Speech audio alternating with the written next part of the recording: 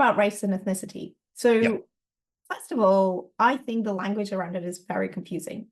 Yes. And people don't necessarily know what those things mean, how to use them interchangeably, and generally the complexity of the topic. And Yeah. I, first of all, really love how you talk about it in your book. And but not everybody has the opportunity to read everything and understand the whole context.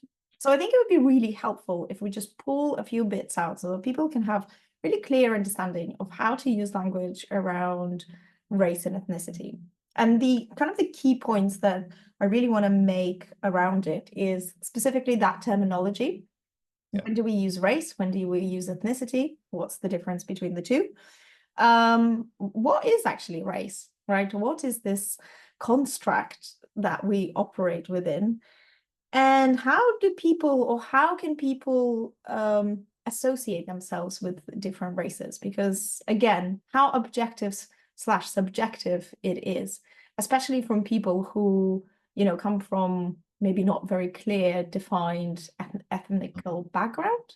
I quite like it. People always look at me and say that I'm ethnically ambiguous. I don't know what it is, but I love Okay. using that. And my Okay. favorite category on every survey is white other. Okay. Is that what you call yourself? White That's how other. I identify with myself. I am white other. Okay. That's because I am, I mean, for anyone who's watching this, I am just black all the time, just black. Although black what? But let's get into it. So race, ethnicity, what's the difference and why? I will say upfront, I use the term race a lot. And a lot of people don't like that. Um, No, I don't like that. I normally use ethnicity. I feel like yeah. race, especially in Europe, can be used as a derogatory term. Yes, and I understand why people do that. So there's quite a lot of history, like the idea of human races is in itself a racist set of ideas, that human beings are split, and whether it's because of evolution or some kind of God-given inheritance, that there's different kinds of people, some of whom are inherently better than other people. And that is a lot of the foundation of the European idea of race. So there's the Caucasoid and the Mongoloid and the Negroid, and these inherently offensive terms that split up different kinds of humanity and say that we have different physical and, importantly, mental characteristics based on our race. And that's the kind of thing that white supremacists still believe now. Mm. So, of course, people don't like it. And I understand why people don't like it. And because of that, people kind of shifted to different terms. So ethnicity is a more holistic term. It acknowledges where you're coming from. So I would be the same race, technically, as an African American, but I wouldn't be the same ethnicity as an African American because of cultural and historical differences. And people kind of they did that because it makes more sense and it's much kinder and it's much more socially realistic that the reason you see differences between different populations isn't because of their race, and people have noticed that and they can take account of that. So in the UK, they separate kind of Black African from Black Caribbean because you find different statistics for those different groups. It's not just Black people do this, it's culture and history informs what people do. So I totally get that and I understand that. But I like to use the word race a lot of the time. And I'll tell you a story about why. So I was walking down the street when I lived in the US, and I was trying to get into this building, just this totally random building. And there was this guy there who was very nervous about me, and he was kind of stumbling around his words, around why he was being so nervous. And he said something about African Americans, and I said, I'm not African American. And then he stumbled around another set of words. And eventually I got into the building. And the realization, of course, in that moment is that he wasn't being odd around me because of my ethnicity. It's because of my race. It's just Mm. because I was a Black person that he didn't check my passport. He didn't ask me where my parents were from. He didn't listen to my accent. People tend not to do that before they respond to you Mm. racially. They respond to your race. And because of that, I think ethnicity is a useful term. It's useful for Mhm. me to be able to distinguish between the things likely to happen to a Mexican friend versus a Colombian friend. That's very important.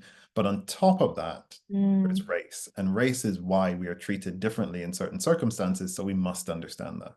Right. I quite like that. So it's more like race is a wider term, right? So it's like very um clear definition, like visually, right? You're a white person, you're a black person, you're a Latino person, so it's or like an Asian person, and it doesn't take into account any nuance. Whereas No. ethnicity takes nuance a bit more, which Yeah. also again makes sense, right? Because race is a biological, not a biological construct. It's only sociological construct, right? Social construct. Yeah. So that is also the tricky bit. Why that's the second part of why people don't like using the word race. Because as soon as you say race, people think, "Ooh, you think race is a biological construct," and it isn't. So I'm not a biologist, so I have like no expertise in this. However, I've read the works of people who do have the expertise in this, and I do think I strongly promote like Adam Rutherford's book, How to Argue with a Racist, and he's a British biologist, and he goes through all the things. He said you can look for a black gene or an Asian gene, you will not find it. You know, you can look for a white gene, it does not exist. You can try to divide the world up by genetics to get black people, white people, Asian people. You won't be able to do that. Like you can force the data into that shape if you really want to, but there's nothing inherent in the data that says that. And there's a whole bunch of cases that don't work at all. So you and I live in the UK, and in the UK, we don't acknowledge Latinos as being a race. That they're just not. They're white people, or they're black people, or they're brown people, or they're something, but there's no such race. And some people think there is such a race, which is interesting. Mostly North Americans think there is such a race. But there are all sorts of other races that people don't acknowledge. So Middle Eastern people, do they have their own race? Like, are Iranians their own race? Like, some people say they're white, and some people say they're not white, but then what are they? And biology will not help you. You're not going to find like a Latino gene or a Middle Eastern, like, there they go, they exist, they're real. Like, no, nobody's real. None of this is real. There's no such thing as white people, black people, Middle Eastern people, Latinos.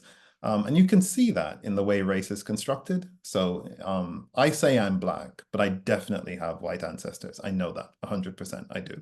And my children in some places are also black, but they have a white mother. So this is a lot of people who are calling themselves black who maybe, even if it were purely biological, shouldn't. And you know, it doesn't work the other way. So if you're Asian, for example, and if you're half Asian, half white, you're not seen as Asian. You're seen as less Asian than my children would be seen as black.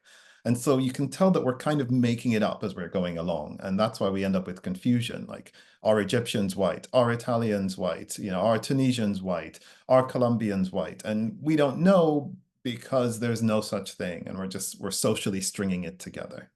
Yeah. And sometimes I feel like one of the reasons why we're talking about it or we want to know is because we have certain stereotypes about certain ethnicities and nationalities, and that those immediately pop to mind as soon as you hear them. And yes, again, I think connected to those certain stereotypes, we immediately create stories of how we're going to treat people. So I think, unlike you, it's much easier for me because I actually blend into so many different spaces. Like pretty much anywhere I go in Europe, I feel not well welcomed. I feel like I can blend in. Mm. And most of the time people assume I'm Italian for some reason. But I I can do, see that. yeah, you can see You that. could do Italian or Spanish if you wanted. You could, Spanish comes yeah, number two. Number yeah. three, what do you think number three is? This is like Greek. a guessing game that I play. Is it Greek? No, but I like that. The third Okay. is Brazilian. Oh, okay. Yeah, Brazilian. I Are get Brazilians Italian. white? Are you Italian? Are you Spanish? Or are you Brazilian? I Okay. like how people, yeah, or everything. I'm like, are you South African? For some reason that comes up quite a lot. Mm, And it's interesting that people really want to put me into some kind of like, you should be this. yeah. Whereas obviously I come from quite a Slavic background, Yeah. but all of my grandparents are of different nationalities. So I always find it a bit tricky to explain or like claim different identities. And I think that's another thing, right? So the key question is Mm. how can we define people? Yes. And I think also it's not just a matter of stereotypes, which I totally agree with. I think that is one question. But I think another question, perhaps an uglier, more brutal question underneath that question, is how well do I have to treat you? And there are a couple stories from my own life that illustrate that. So I had a friend, an American friend, who was white. She's a white person. Like, she's always been a white person as far as I could tell. But then her neighbors found out that she was a Southern American white person, and her neighbors found out she had a Black ancestor. And at that point, they no longer wanted her over and definitely didn't want her swimming in their pool anymore when they found that out. And that happened during her childhood. This is someone I know in my lifetime, which is, again, this is why we try to figure out who is and isn't white. Because if Iranians are white, then we should treat them differently. Then, oh, then other white people can marry them without any particular fuss. Then they're welcome at certain family gatherings. They can swim in our pool. If they're not white, they're not welcome. And that is a different set of things. That's how we construct it. And another story from my own life is I lived in Jamaica my whole life. And then I went away to the UK. And in Jamaica, I've just been Black. No one's ever called me anything but Black. My whole life I've been a Black person. But I come back after living in the UK for quite some time. And, maybe my accent's changed a bit. I have a little bit more money. I wear different clothes, but I'm still the same person. My skin is the same. And only at that point did someone say, no, no, no, you're not Black, you're brown. And this has nothing to do with the change in my facial structure or skin color. It's the idea of Blackness and brownness, mixedness being attached to money, and having a certain amount of money takes you out of one category and into another. And there's no biological basis for that. That's obviously nonsense. You don't change your race by getting more money, but you can change your social status. And I think that's another aspect of race that we ignore. It's not only stereotype, but how well do I have to treat you? And that's a big part of race. Yeah. And I think that is also so important in the workplace. And I think a lot of the time people don't necessarily understand that, right? Because a lot of the argument that we often hear is, why do these demographic characteristics even matter? You just want to hire the best person for the job. Yeah. Right. But when we look at it now, right, historically, actually sort of like allowing for that to happen without any intervention, then our society becomes very skewed in terms of which people have access to what. And the defining factor is the color of their skin. So even though it's not really about the color of their skin at all, it's the status that is attached to that what we're trying to shift. Yes, and I completely agree. I think everyone's on the same page. We want to hire the best person for the job, but we know that does not happen. We know that when you have people who are equally qualified, some people are more likely to be hired and some people are less likely to be hired. The only thing I would say is that it's not so much, color of the skin, yes, but color of the skin is an interesting shorthand for race, but it's not the same thing as race. Because I know, for example, Asians, so like Indians or Pakistanis, who are darker skinned than I am, but that comes with a different set of assumptions and stereotypes and likelihood of being hired for this job versus that job. And I know some people who, to me, are just white. These people have skin that's almost as light as yours, green eyes, but in the United States of America, they're coded as Black for a variety of different reasons. And so even though they're very light-skinned people, because of that coding, they get all the Black treatment as a result. And so it is that question of, well, we're obviously, when you really dig at the categories, they're obviously made up, but they are shorthand for who should get the tech job, who should get the cleaning job, who should get the CEO job, who should get all of these jobs. And didn't Trump said something to that I hate bringing up Donald Trump and these things, but he talked about, people are coming over and they're taking Black jobs and they're taking Latino jobs or something like that. And of course, he could have just meant taking jobs from Black people, but the idea that there are Black jobs, and there are white jobs, and we know what these are, and we know what the Asian jobs are as well. And that's why race continues to matter, because we're not hiring the best person, we're hiring according to the biases that we have. Mm-hmm. Okay, so just to circle back, right, if we're talking about race versus ethnicity, when should we use, how should we use the terminology? So I think we should use ethnicity when we're talking about culture and we're talking about the way that people want to interact with the world. So I consider myself someone with a Caribbean ethnicity. But I also think that's true of my friend like Vivek, who's Indian and of a Caribbean ethnicity, and my other friend like Daryl, who's Chinese and of a Caribbean ethnicity. And I think that's important. But I think we should talk about race when we're talking about how people respond to you and the way you look. Mm-hmm. And then when it's down to race, like people don't care on first blush if you're Slavic or Italian. There's like, no, you are a white person. You get treated this way. They don't care if I'm from the Caribbean or Africa. I'm a black person. I get treated that way. And I think when we're talking about racism, we need to talk about race. When we're talking about culture and the nuances of interaction, I'd say ethnicity. Yeah. And when we fill in surveys, Yeah. we just need to allow people to self-identify and not challenge them. Yeah, or ideally do both, like do race and ethnicity. I always think that's a great idea because these are useful. These are two useful lenses to understand how people are perceived and treated. Because it can get very complicated in surveys in terms of what questions to ask. So Yeah. maybe be more, well, I don't know.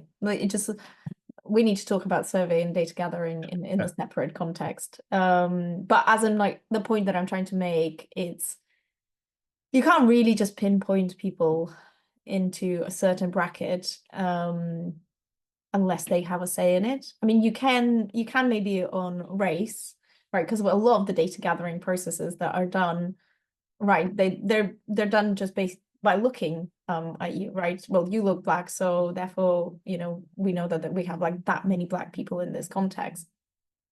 But actually, when it becomes a bit more nuanced and you want to get to know the people themselves and how they identify, you really need to ask them directly.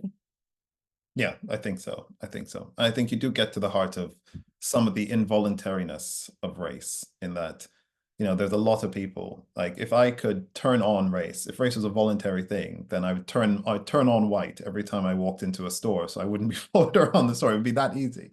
I might turn it off again later when I got home, but it would be if only we could do that. But there is that involuntariness of race and that more nuancedness of ethnicity that I think I think that's interesting and why we have to allow people to self-identify. Thank you, Keon. Oh, thank you, Sasha. What fun.